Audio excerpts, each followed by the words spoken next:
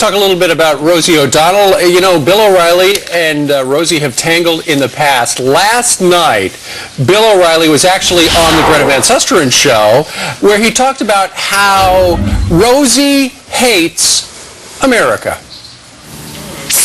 And Rosie O'Donnell is now crossed into the anti-American territory. She hates this government, the Bush administration, and she's using that hatred. She's venting her venom for whatever reason. I'm not a psychiatrist.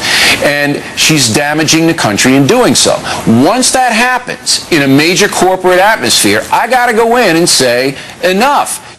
But O'Reilly would not go as far as to say that he was asking ABC to fire Rosie O'Donnell. He's just saying that, look, there is such a thing as free speech, but there is also a line that cannot be crossed. And, Brian, what I wanted to point out to you is that why are you not getting the publicity like this? Because you were the one who actually did call for her to be fired. I lost $10.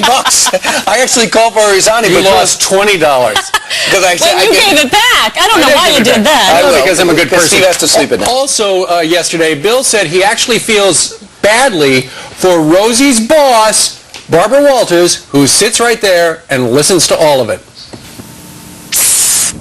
I feel sorry for Barbara Walters. She's a good woman, an honest woman. I don't think she can control this Rosie O'Donnell. In fact, I know she cannot control her. ABC has to figure out what to do with her.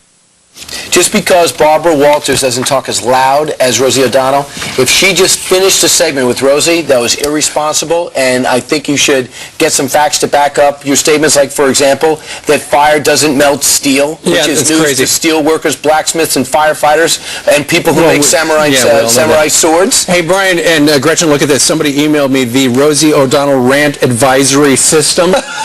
It's much like the Homeland Security Department.